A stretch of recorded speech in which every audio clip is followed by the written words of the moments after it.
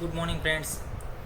Next લેક્ચરની અંદર આપણે હવે જોવાની છે ડિવાઇડ એન્ડ લેન ટેકનિકથી 101, 102 અને 103, 106 સુધીની ડ્રગ છે, પરંતુ આપણી પાસે હવે 3ની માહિતી છે કે વિદારી જે છે એનું નામ છે પ્યુરારિયા ટ્યુબરોસા. જો કોઈ પણ કંદમૂળ હોય તો એનું જે છે ટ્યુબર ઉપરથી નામ આવશે. બટાકા થઈ ગયા, રીંગણા થઈ ગયા, તો એ બધા જે છે એના નામ કઈ રીતના આવશે? રીંગણ નથી, સોરી, બટાકા છે તો એના નામ જે છે ટ્યુબરોસા ઉપરથી જ આવશે. તો એની અંદર જુઓ પ્યુરારિયા ટ્યુબરોસા. પછી યસ્ટુ મધુ. યસ્ટી મધુ જે છે એના ફેસ પેક આવે છે બહુ બધા, અત્યારે તો હાલમાં માર્કેટની અંદર બહુ બધા ઉપલબ્ધ છે. તો ગ્લિસેરિઝા ગ્લેબ્રા. ગ્લેબ્રસ જે છે સ્વરૂપ આપે છે, એક પ્રકારનું ગ્લેમરસ જે છે ફેસ ઉપર આપે છે, ગ્લેમર બનાવે છે. તો ગ્લિસેરિઝા ગ્લેબ્રા એટલે કે એને ઘસવાથી ગ્લિસેરિઝા ગ્લેબ્રા. પછી યવાની. તો યવાનીને આપણે અવની બોલીએ તો શું થાય? ટ્રેકિસ્પર્મમ અમની, ટ્રેકિસ્પર્મમ એમની, એ રીતના યાદ રહી શકે છે.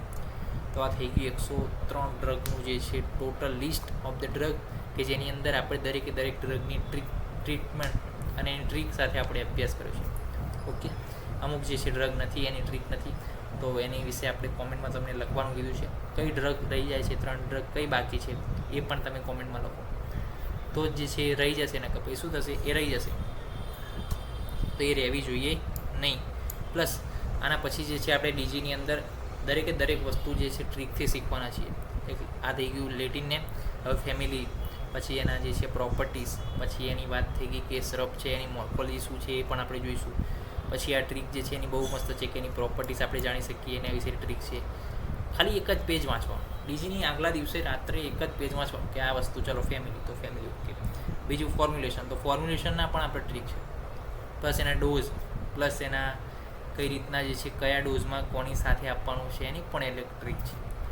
કયા ડોઝમાં કઈ વસ્તુ ઉપયોગી છે એ પણ એના માટેની પણ ટ્રીક છે. તો ડીઝીની અંદર શું છે? ટ્રીક વાઇઝ સબ્જેક્ટ છે. નહીંતર શું થાય, આખું ગોખવા બેસીએ તો વાર લાગે, સમજવામાં તો વર્ષો વીતી જાય. કારણ કે શું છે, લોકો એમડીએમાં કરે છે તો પણ જે છે દ્રવ્યગુણની અંદર એમડી કરવું બહુ અઘરું છે. કારણ કે એ છે બહુ જ ડીપ સ્ટડી હોય. પહેલાં તો શું છે, પ્રત્યક્ષ આપણો એટલો બધો હોય નહીં, કે પછી અઘરું, ચલો તો અઘરું ક્યાં જોવા મળે, એ પાછું લોચા. એટલા માટે જે છે આ સબ્જેક્ટ થોડો અઘરો પડે છે, ક્લિનિકલ સબ્જેક્ટ નથી, અને એટલા માટે જે છે આપણને અઘરું પડે છે. તો એની અંદર જે આપણી અંદર ડર હોય, મને પણ હતો ફોબિયા, કે ભાઈ આ લેટિન નેમ ક્યારે થશે, એની ફેમિલી ક્યારે થશે, એના ફોર્મ્યુલેશન ક્યારે થશે.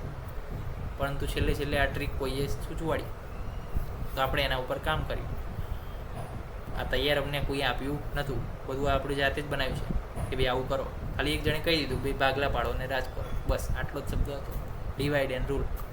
એના ઉપરથી અમે આ બધું શીખ્યા કે ભાઈ ડિવાઈડ કરતો બધા, પછી રૂલ થશે ડીજી ઉપર. તો એ તમને તો બધું તૈયાર મળી શકે છે, ચલો, અને આપણે પહોંચાડવું પણ છે, તો તમે એનો સદુપયોગ કરી લો.